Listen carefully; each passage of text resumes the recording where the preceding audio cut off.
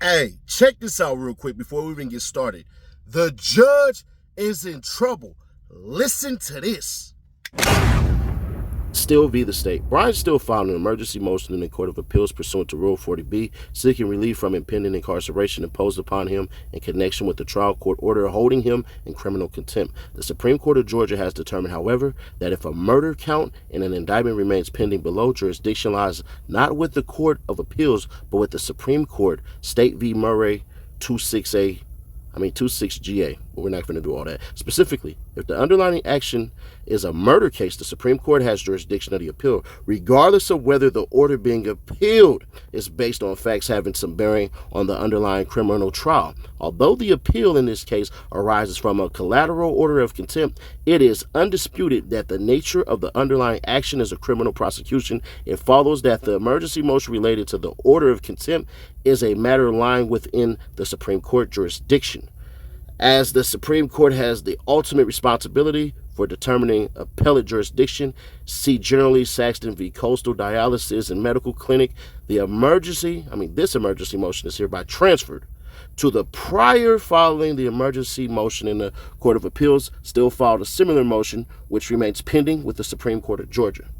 So, as you can see, Brian Still emergency motion. Judgment supersedes granted judgment line. All the justices concur except Peterson, PJ, not participating. Date 6/12/2024. But hey, check this out. The state filed back at even Judge Glanville. He's in hot water. This is funny. So the motion in limine to overrule improper leading questioned objections. You cannot be serious. The state of Georgia, by and through Fani Willis, District Attorney for the Atlanta Judicial Circuit, and the undersigned Chief Deputy District Attorney Adrian L. Love, hereby moves this honorable court to overrule defendants' improper objections premised on by the assertion that the state is asking a leading question when the question propounded does not suggest the answer desired, but instead refers the witness to the topic to be answered. See Riley v. State. Does the name Janelle Fudge ring a bell? Posed by the state after a witness cannot recall the name. Was not a leading question. The fact that the question referred the witness to a topic to be answered does not make it a leading question, and that question may legitimately suggest to the witness the topic of the answer. In support of this motion, the state shows this honorable court the following. Since the start of this trial, counsel for the defendants have represented to this honorable court that questions posed by the state that refer the witness to the topic to be answered, for instance, do you see Dolly in that picture? Or is Dolly wearing a white shirt? Are impermissible leading questions.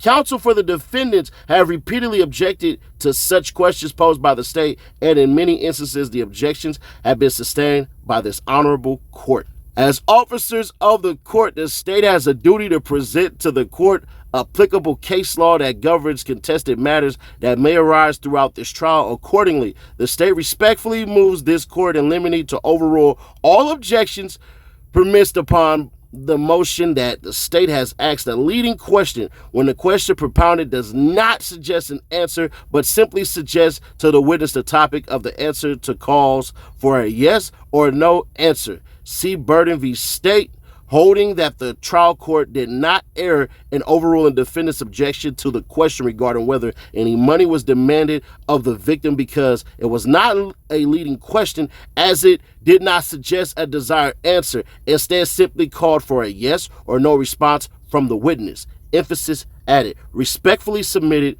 this day, 13th of June, 2024. That means today, bruh. Crazy. Let's get into These it. clips I'm about to show you, man. Whew, Woody was funny as hell. Brian Still got his balls back. Miss Hilton is over her damn head. And Miss Love must have forgot. She tried to get Brian Still thrown off of this case earlier. But you know what? Watch these clips, and then I'll catch you at the very end. Did you go down to the police department after the police called you? I think. All right. I want you to go back to that day before Donovan Thomas got killed. I want you to tell the jurors what you remember about the day that Donovan Thomas got killed.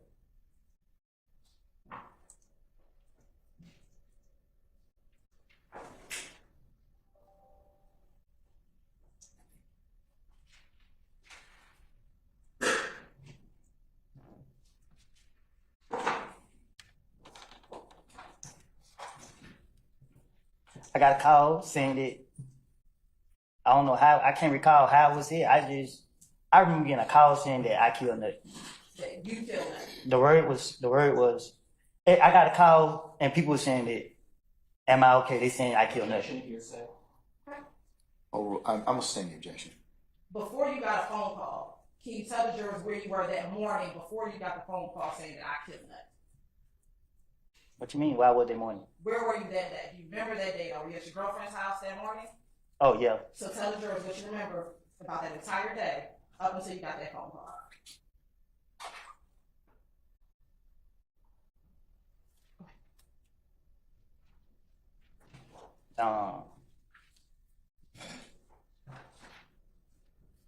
I was at my girl's house. And what happened while you were at your girl's house? Nothing. All right. Did you ever leave? Let me ask you, what's your girlfriend's name? I'm single. Back in 2015, what was your girlfriend's name?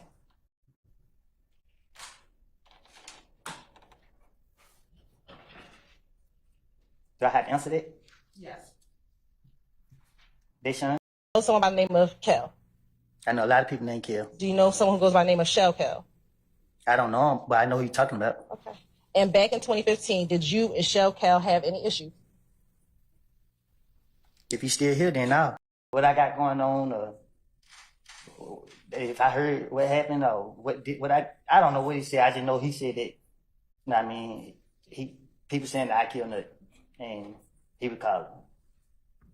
Now, let me ask you this. Did you kill Nut? Did you kill Nut? No. Now, when Moulton called you, was both Shannon and Little D in the car when Moulton called you? Huh? Was Shannon and Little D in the car when Moulton called you? I think so. Now, before Moulton called you, did you, Shannon and Little D, have any conversations about Nut being killed? No. Told police that Little D and Shannon got into your vehicle. I'll sustain the objection. Is today the first time that you told police or told anyone? Which day? Today, June 13th. Okay. It's your strike day. Yesterday, did you tell me and my colleagues that Shannon and Little Robert, this is I'm gonna overrule the objection. Yesterday, did you tell myself and my colleagues, Ms. Love and others, about Little D and Shannon being in your vehicle the night of the murder? Huh? Yesterday, did you tell myself and my colleagues, Ms. Love and others, about Little D and Shannon being in your vehicle the night of the murder? Huh? Yesterday, did you tell myself, Ms. Love, and a few of my other colleagues that Little D and Shannon were in the car with you the night of the murder of Dr. Thomas? I told you and them that what I told investigators in June when Nut got killed, something different because I was trying to finish my way out of a situation. So I said, I picked up D and Shannon. D never told me nothing. I made it up to clear myself up. And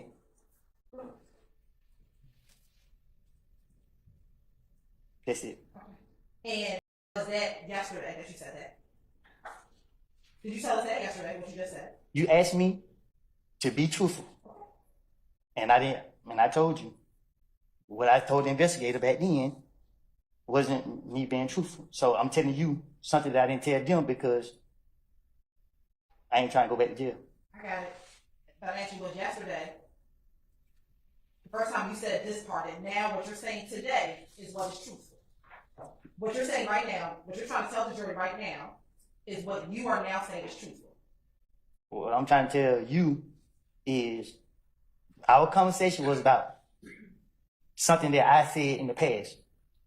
I understand.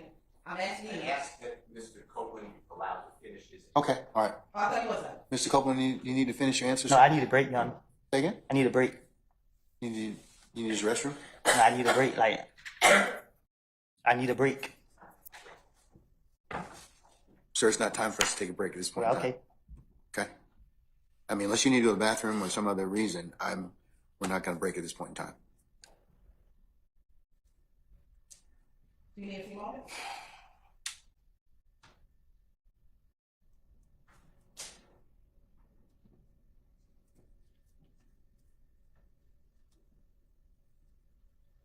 Was yesterday the first time that you told? No, I asked Mr. Copeland to finish and asked if he was still. I don't think he's finished. I think he's finished, Mr. Steele. So I'll overrule that objection.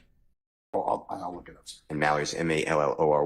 What the state did is they set up a series of questions, repeating the question that Mr. Copeland gets a call from a Detective Thorpe on January 11, 2015, morning hours, telling him, according to Mr. Copeland, that he needs to come down to the police department. Mr. Copeland is reaching out to people allegedly saying whether I come or not.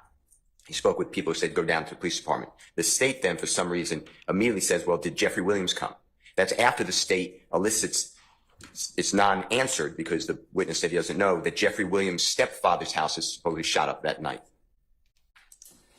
When you put that together, it is a clear indication that Jeffrey Williams should have, if he's involved, since his stepfather's house is being shot up, then he's being accused and he should go down to the police and talk to them as well. There's no basis for that. The state knows that Jeffrey Williams wasn't called by the police, wasn't asked to come down and speak. Why in the world would any prosecutor anywhere in this nation at any time ask a witness whether Jeffrey Williams was there? Nobody would say he was there. Nobody asked him to come. All it does is plants improperly in the mind of the jury. Jeffrey Williams was not bold like a lion, like Mr. Copeland, and go face the police that night. I'm moving for a minute. All right, sir. State? Yes, Your Honor. Mr. Steele, if you give me the cipher, or if you can find it, please. What year was it decided? Probably 2016, maybe 19. It's Orr versus State? It's State versus Court of Appeals in Georgia, up to the Supreme Court of Georgia. And reverse our previous demarcation where the state cannot comment on pre-arrest silence. 2 is whether it is too prejudicial versus probative. And here there's zero probative value because the true evidence is that Mr. Williams is innocent of any charge, never asked by the police to come down, and didn't have a reason to go down to, quote, clear his name. So now the jurors are left with the unbelievable impression that somehow Jeffrey Williams should have gone to the police department but didn't, and he hid behind Mr. Copeland. It's just outrageous. I mean, to me, that is, I've tried so many cases, this is just wrong. And the state inquires of this witness, knowing, no matter what the witness said, it's just, nobody's going to say. There's going to be a video played where Mr. Copeland's sitting in a room with Detective Thorpe. I mean, what a crazy thing to say. Was Jeffrey Williams with you when you went to the police? Why, what's the probative value of that? Well, I'm going to find out, I guess, so. Okay, all right. Thank you, Mr. Steele. And the citation for is 351 Georgia App 578. No, look at the state. That's State v. Orr. Look at the state versus Orr in the Georgia Supreme Court. So the All right. Georgia case. I think counselors are probably happy. So. Mr. Copeland, about Mr. Williams. Sure. Mr. Copeland is now stating to this jury for the first time a version of facts very different than what he told police on January 10th, 2015. On January 10th, 2015, and the state will be going into this, Mr. Copeland advised police, specifically I want to talk about what happened on Cleveland Avenue. Mr. Copeland repeatedly in 2015 stated that Little D got into the car. The first time he said that Little D first said they killed Nut. As his interviews proceeded over the course of 6 months, he eventually says to police that Little D told him that they, and he was referencing Shannon, Mr. Stillwell, Mr. Kendrick, Mr. McMullen, all killed Nut. He is now saying today, for the first time, to this jury and to us yesterday, that Little D and Shannon got into the car and Little D did not say anything to him. And that now everything he said back in 2015, he just lied to get out of the trouble. Aligns with the witness chair, and I noticed people standing there in law enforcement while Mr. Copeland is testifying. He's making eye contact with them. I don't know if they're his brother. My point to you is this: what gives anybody the right to surround a witness? He's not in custody, and bring a witness. I'm sure Mr. Copeland didn't say to the prosecutors, I don't know this, Your Honor, so if you think I'm wrong, then just strike it from your memory. But I'm sure he didn't say, hey, you guys want to hang out in this room a little while? So I believe that he is being led on a tether by the prosecutors, and it is coercion. It is inappropriate. And why would anybody not be recording everything he said? And why do I have to get it in drips and drabs? So I am objecting to the tactics of the Fulton County District Attorney's Office and whomever else they may have employed with a citizen, regardless of what the court may think of him or the prosecutors think. I don't have any thoughts. So please don't put that in. Please don't put that in the ether. Okay, but that's what you just said, sir. Ether is okay. Clear. The court wouldn't do it. I wouldn't do it either. So why is it happening? He's a. So I have no interest in other than I'm a referee. Well, you're the referee who spoke with the witness without my presence. Mr. Steele, we're not gonna get into that right now. Well, okay? my point is, how is he being treated here? And why don't I have all this? And why is this going on? What an unfair trial for Mr. Williams. Think about it. If you were accused, Your Honor, and the judge met with this witness, with the prosecutor, and you sat next to me and Mr. Adams, you would say to us, what kind of case is this? Now he's being surrounded with all this law enforcement. My point is, Your Honor, we're going to object that this. I'm not going to be interrupted. Mr. Steele, hold on. No, but you're Mr. Steele? Mr. Steele? Yes, sir. What? Okay. I want to finish. I'm making a record for the court to understand. Well, Mr. Steele. I've never been interrupted in a court except for this one. You allow. Well, you know, but the challenge is in this point in time is that some of the things that you have said at certain points in time are not appropriate. Not true. Okay, well that's the court's. The court is wrong. Well, you know, you have everybody has an opinion, and it can certainly be reviewed at the appropriate time. But finish up so you can go ahead and make your record. Interrupt anymore by prosecutor or anyone. This is a record. This is important. Okay, but it's your allegation and assertion, sir. Okay, so. Well, we don't know that. We don't know whether or not they're true. Going on. Every time Mr. Copeland comes in the courtroom or out of the courtroom, he's escorted by a DA's office investigator. You see that? This court is observant. You're not just sitting there in a cloud. You see exactly what's going on. You hear the prosecutor tell you, we were in a room with Mr. Copeland and he said, why? Okay. Why do I have to bring it up? You should be bringing it up. This is crazy. This is like communist Russia. Mr. Williams is having the worst trial. So I am moving, again, to stop intimidating the witness by the prosecution, leave people alone, and stop accusing. You've allowed the prosecutor Love to accuse me of misconduct. Oh, but you've also accused her of hold on. You have accused her of misconduct as well. And remember what I told you about your professional responsibility. Remember what I told you about your. And she's gonna take me down as opposed to you. So when I start talking, stop talking, please. Okay? I'll let you complete your record. Okay? I understand the one party talking. I got it. All right. Okay. All right. So I told you, several times before, I told you and your colleagues, remember your professional responsibility. And let's not make this an ad hominem issue. I don't believe that either one of you are trying to do anything that would subvert your ability to practice law. So but. Ms. Love has intentionally lied to the court numerous cases. Hold on. Let him finish. See, this is Mr. Steele. This is exactly what I'm saying. You cannot. It is not a good idea to state that your brethren across the bar are lying. Okay, in any time or any way. I don't like doing it. Okay, but don't. So don't. But don't because you don't have any proof. If you have proof of it, then if you have proof, there's a mechanism in law and under the rules for you to submit that question to the Office of General Counsel and for the investigation to occur. But please don't. Please stop, both of you. I told both of you earlier, stop making these ad hominem attacks toward one another. Okay? Everyone gets attacked. You say nothing. Well, okay, but I've said something. You're going back to stuff that's happened in the past. So while I'm trying to deal with things that are current. So I told you all most recently, as of about a week or so ago, to stop all this. Remember I told you the world's watching you? They are. So please don't from this point on, do not accuse each other of anything. If you want to go ahead and do it, there's a proper way to do it, but don't bring it up in front of me. Okay? I'm just making a point that this has been going on and it's abusive. That is my point. That's your assertion, sir, as a lawyer, okay? And maybe your frustration with everything. Like I told you, this trial's gone a long time. There's a lot of wear and tear, but everybody's got to rise above and be a professional advocate. That's what the system demands of you. I'm not worn or torn. I am here to tell the court that from a objective, casual observer, you'd see what's going on here is inappropriate. Okay. At the end of the day, I understand your concern that you have now shared with the court. Okay. All right. State, do you want to respond? I'm just making a point that this has been going on and it's abusive. That is my point. That's your assertion, sir, as a lawyer, okay? And maybe your frustration with everything. Like I told you, this trial's gone a long time. There's a lot of wear and tear, but everybody's got to rise above and be a professional advocate. That's what the system demands of you. I'm not worn or torn. I am here to tell the court that from a objective, casual observer, you'd see what's going on here is inappropriate. Okay. At the end of the day, I understand your concern that you have now shared with the court.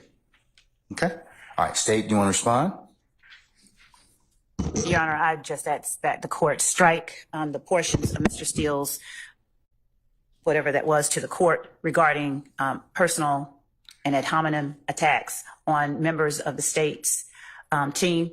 Ms. Hilton will address the merits of the initial argument that Mr. Steele made. But as to personal attacks on members of the state's team, we'd ask that assertions that specific people have lied, that is disrespectful, that is unprofessional, and not one time has any such statement been made by any member of this team about anyone else. Oh, I think, Ms. Love, in the past, you've made some statements. I have never said me. anyone lied. You've made some statements about Mr. Steele. And Your about, well, just let me finish. I'm not done.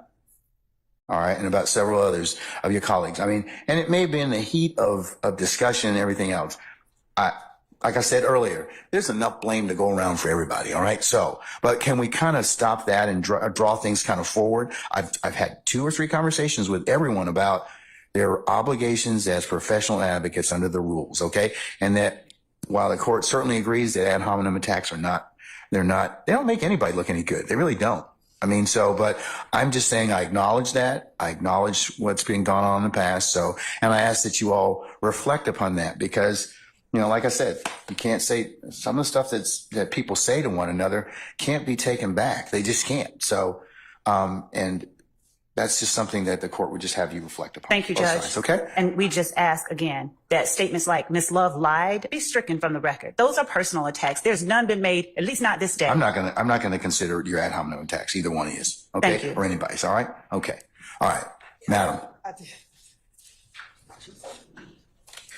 Your Honor, regarding Mr. Steele's assertions of our interactions with Mr. Copeland, we have not treated Mr. Copeland any different than we would treat any of our other witnesses in the state of Georgia. He is our witness. If he wants to be around us, he can. If he chooses not to, he doesn't have to be. The fact that he's saying we are coercing Mr. Copeland to speak is clearly not true, given Mr. Copeland's testimony here today. If we were coercing him to speak, he would answer my questions and I would not have to sit here and go in a back and forth and struggle with him. So clearly we are not being influential on Mr. Copeland given our interactions with him outside of the courtroom. So again, Your Honor, there's nothing inappropriate about the state's interactions with Mr. Copeland. He is the state's witness. We can't interact. We have not influenced any of his testimony, Your Honor. And so we ask that, I don't know if it was a motion, be denied that was what was being asked of the court. You on my right hand of this person across from Investigator Dennis and Investigator Gaither. Yes. All right. And again, are you the only person sitting in that interview room when outside of Investigator Gaither and outside Investigator Gaither and Investigator Dennis? Unless you don't count the ghost that's in there with me. Okay. Now, what do you remember about the shooting on the highway? Tell the truth. What, if anything, do you remember about the shooting on the highway? What you mean? Were you shot while driving on the highway? I never been shot. Was your car and your vehicle shot at while driving on the highway? Right? Okay. Tell the jury. Do you remember telling Detective Gaither that when Kel got on the phone, that Thug said the beef ain't over with until you pay for my window? You shot my window. Yes. Yes, you remember telling Detective Gaither that? I don't remember what I done told the police. Okay.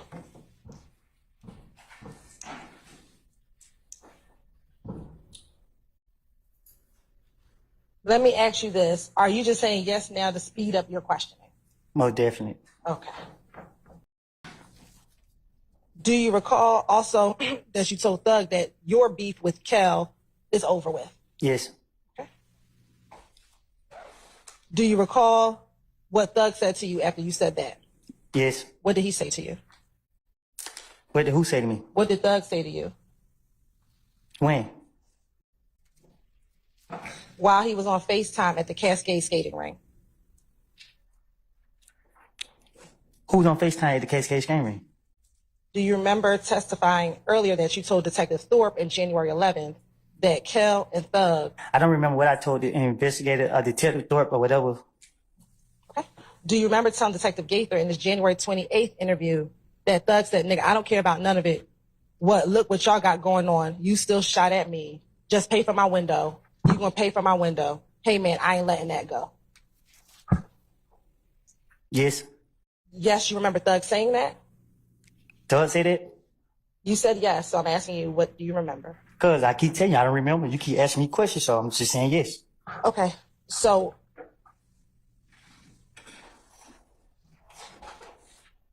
are you saying yes, that's what you told Detective Gaither?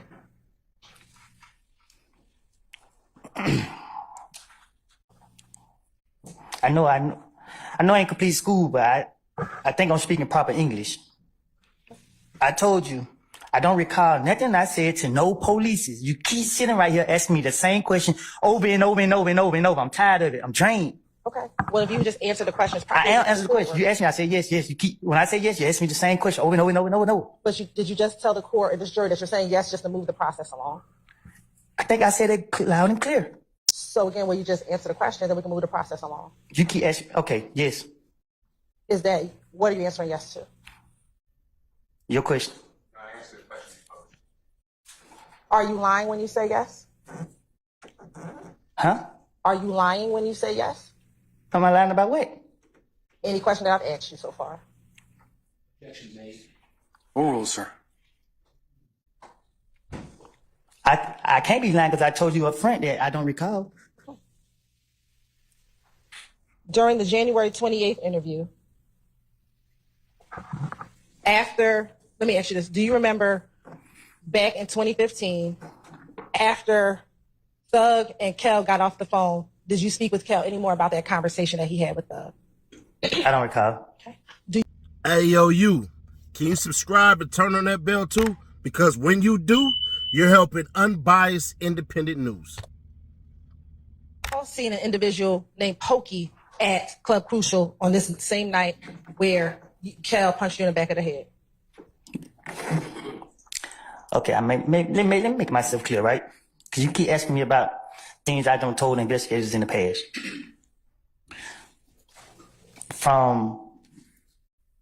I can't say from when to when, but so much was going on. My name was on everything. The police kept coming to grab me. Every time they grabbed me, I had a different story for them.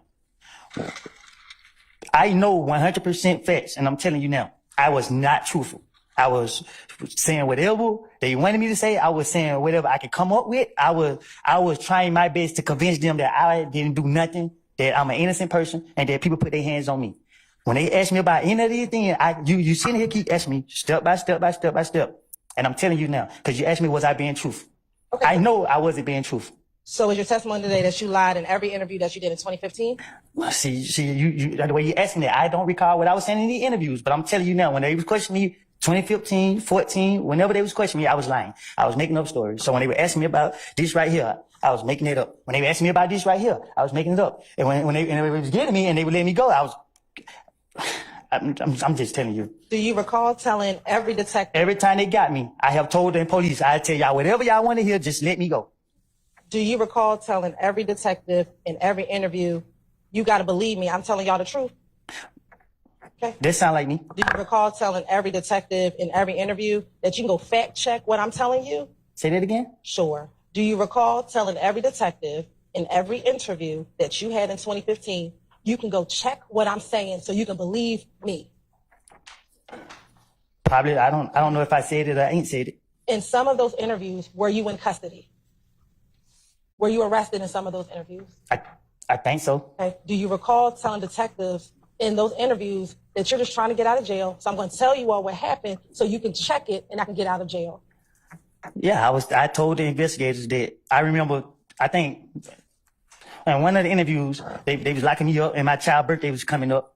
And when they got me, I said, listen, man, whatever y'all want me to say, I would tell you right now. Just tell me what to say and I would say it. Tell me what y'all want to know and I would tell you. So if they would have asked me about President Trump, I would have had a story about Trump. If they would ask me about you, I would have had a story about you. Whatever to convince them that I ain't doing nothing, it wasn't me. That's what my intention was. So you're asking me about interviews and I keep telling you, you keep asking me step by step by step by step by step by step by step by step by step. This is what I did. When they got me on this day and I was going to jail, I try to come up with something to tell them. That's why I can't tell you what I said. I was making it up. What benefit would it be for you to lie to the police if you were trying not to be in trouble? I was hoping to convince them so they could let me go. So why would you lie to convince them? What you mean? Why would I lie to convince them? Right. Why would you lie to convince them if you wanted to not go to jail? Why would I lie to convince them to not go to jail? Right. But they don't know that I'm lying. Well, they didn't let you go immediately, did they? Sometimes they let me go. Right. But So when the time they let me go, I thought I was smarter than them. did the detective say that they had to fact check what you said before they let you go? Can you say it again? Sure. Did the detectives tell you that they had to fact check what you were telling them? And you know, in certain situations. Right. And so what benefit would it be to lie if they told you that they had to fact check it? Oh, it wasn't no benefit because what they did was they picked and choose what they wanted to take from me, and they still left me in jail. So they came back and beat me in the butt. Okay. So going back to my question from January 28th, 2015, did you see Pokey at the club? You want me to be honest with you? I think I just did. I just told you the God honest truth of what I did from January from 2014 until 2021.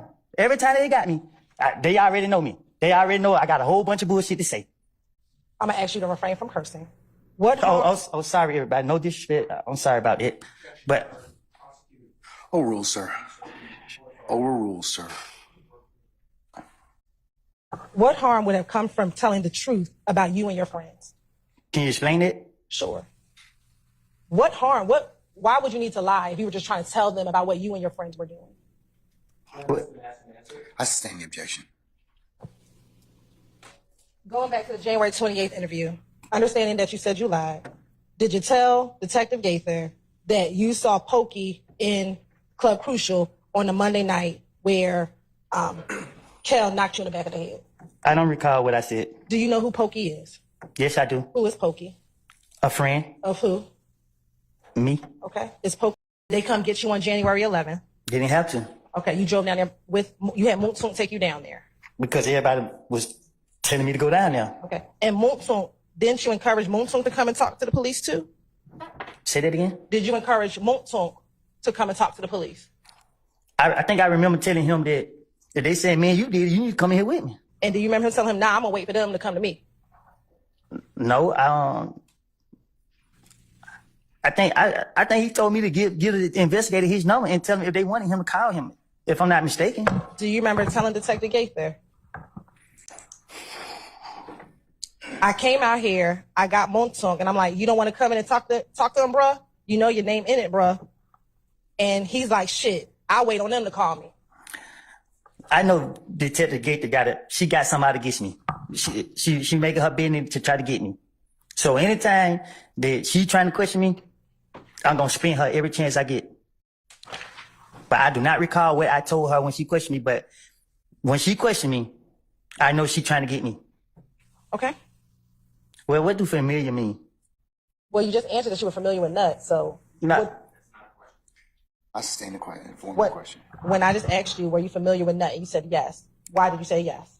Because people have different definition of things, and I knew of nut. Okay. If that's the same, then I guess. Did you spend more time with Nut or with Thug back in 2015? I spent more time with Thug. I didn't hang around Nut. Did Thug ever speak with you about his relationship with Nut? No. Did you ever observe Thug and Nut together? I never saw those two together. I never been around those two together. No, it never crossed my mind. So how were you able to tell Detective Gaither that Nut and Thug was cool? Because they're questioning me, and I'm trying to get them off of me, and she asked me questions about Nut and Thug, I guess, and I'm telling her whatever she asked me. Let's say she asked me a question about this guy. I'm gonna say, yeah, I seen this guy. It's blue. Whatever she asked me, I'm gonna agree to that. I'm gonna say whatever she asked me. If she asked me about this reporter right here, I'm gonna say, yep, she's sitting outside me with white tennis shoes on. I'm gonna say something. Just because I want her to believe I'm telling the truth, that I want her to get me out of jail. What, she has on white tennis shoes, don't she? Don't you got on white tennis shoes?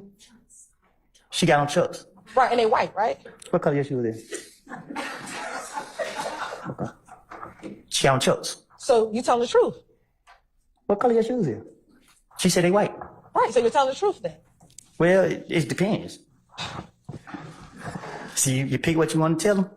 So did you also tell Gaither in another interview that Nut and Thug had problems? Can you say it again? Did you also tell Gaither in another interview that Nut and Thug had problems? See? You saying it right then and there. So get to that interview All right. next. But do you remember in that interview, actually, you not wanting to tell Detective Gaither who shot you because you were afraid of being put in the paperwork and snitching? Do you recall that? I recall this, and this is the God honest truth. I told those investigators that I did not see nobody's face. They constantly kept asking, you gonna let dudes shoot at you while you got your kid? Listen, man, it ain't about being afraid of being paperwork or nothing. You feel me? Like, it's not. Do you recall telling the police that you did not want to be in the paperwork? I probably did. But if I had to be in paperwork, I'm still gonna be the same person. Let's get back to the January 28th interview. Do you recall telling Detective Gaither that even when you were in Miami, he stood back and stuff? It looks like he wasn't happy with you anymore. It just felt different. Can you tell me what because you asked me about interviews. A lot of stuff started changing. You got to be more specific because at one point the police were targeting me so much that I was turning against everybody. I was thinking everybody was out to get me. So when the investigators started asking me questions, whoever they started asking me questions was, they started becoming a problem with me because I started thinking that everybody was out to me. So I can't tell you what I said to Investigator Gaither, Dennis, or any other investigator that questioned me. All I can tell you is that I was in a messed up state of mind, and you asked me about questions that I was supposed to be asked back then. That if I say something, you're gonna say, "Oh, I might impeach him," or whatever the word is you use. When I don't know, I can't answer that. Independently, did you feel different around Thug while you were in Miami? Did I? I would never stay down there a week with him. I wasn't Gaither, so he went for what I told him. What did you mean by that? He wanted the gun. Okay, so why would you say that he wasn't Gaither, so he went for what I told him? Because I know Gaither. She know me. Okay, and when you say she knows you, what does that mean? She know I'm about to bullshit her. She knows me. And again, watch your language. Oh, my bad. I'm sorry. I object to that comment. And it's an adult forum. He can say what he wishes to at this point. What was your answer, sir? She know I'm about to play around. All right. Okay. Now, if it is shown that Brian Steele is a mass manipulator, everybody in Atlanta should have a line around the corner to hire this man. He had his fire back, bro. Yesterday, I ain't gonna hold you, man. That was a shell of himself that we seen, bro. That wasn't the Brian Steele that we known That was Brian Bronze. That wasn't Brian Steele. This was the Steele man right here. So shout out to Brian Steele. He gonna get an A+ because I'm gonna keep it authentic with you. He's starting to go. I think what he did was get sympathy from everybody, which the judge kept on saying out of his mouth, millions of people are watching. I know. So, bruh, you don't think Brian Steele don't know that? He could be playing puppet master to get what he wants. Now, I don't know, because that required this man knowing that he was going to go to jail and then win on the appeal and all that stuff. So shout out to Brian Steele for doing that, because ultimately he got his bond. It doesn't mean that he's not going to go to trial or anything like that for what he did, but it definitely means that he ain't going to jail. We can bet on that one. And as I'm really watching this trial, bro, they don't want to solve the murder of Donovan Thomas, bro. If I'm his mama, if I'm his daddy, if I'm any of these individuals, I'm looking at this like, y'all could have solved this years ago when everybody was green. Now that all these cats are older and the internet does more exposing than anything, and I'm one of the people who will put your paperwork out there if I see it and stuff like that, y'all got to realize they should have been did this. This should have been done years ago. And it also exposed the fact that, bruh, y'all basically said Moontunk and Woody were the ones that essentially killed Donovan Thomas. And then y'all put 4 people in the goddamn, what's the name, in the car.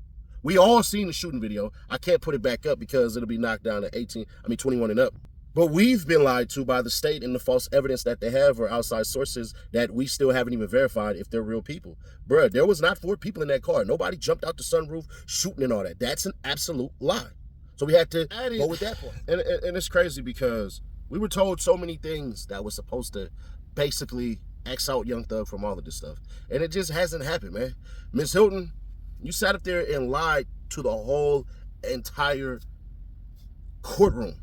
Well, your peers and the judge. You said, oh, we didn't coerce him by surrounding him by cops and all of this crap and everything like that. And I'm thinking to myself, yeah, you did. She was like, well, because the answers that he's given, it wouldn't sit up there and be beneficial. I mean, it would be helping us out, and he's been whatever, and all that stuff that she was pulling. I'm like, did you forget why he's even on the stand at first? Do you not remember? Y'all put him in jail? Last Friday, y'all put him in jail. All of a sudden, he's not in jail anymore. That's coercion. What are you talking about? That's damn near textbook coercion. So y'all got this man surrounded by a bunch of cops. Y'all going in the rooms and meetings with this man and all this stuff and everything like that. And y'all think for a second that, come on. Now, I ain't gonna hold you. This is the state's witness. So technically, Brian Steele, to be fair, they ain't got to talk to you. He ain't got to talk to you. Nobody got to talk to you, bro. So I get what you're doing. You're painting a picture that absolutely doesn't even work for a regular witness that's from the state. But since it's Woody and he pled the 5th, you put that doubt in there. Like I said, he might be a mass manipulator, or he's just sticking to that point that, hey, y'all did something wrong. And I was going to give Ms. Hilton a B solid. I was, because she was trying, bro. I ain't gonna hold you. She was trying. I mean, goddamn. It was like pulling teeth. But when she told him 2 times, don't cuss, after you cuss 2 times as well, and that goes into the A+ for Steele, because Steele was like, nah, what the hell are you talking about? Y'all been saying, even the judge, this, that, sack shit, slime shit, all this other stuff. And I'm like, the judge been cussing. Everybody been cussing. So the witnesses can't cuss? She said, I'm gonna warn you to watch your mouth. I would have, bitch, who you talking to? That would have been me. But it is what it is. And goddamn, Woody, it's one of those things like, you think you so smart, you dumb, bro. There was times where I'm listening, I'm looking, I'm like, bro, she just caught your ass.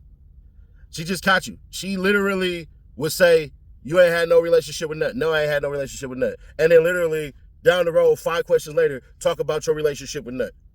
You said if you had problems with Shell Kell wouldn't be here anymore. But then turn around and basically said that Shell Kell punched you down. And last I checked, Shell Kell is still here. So there's that part.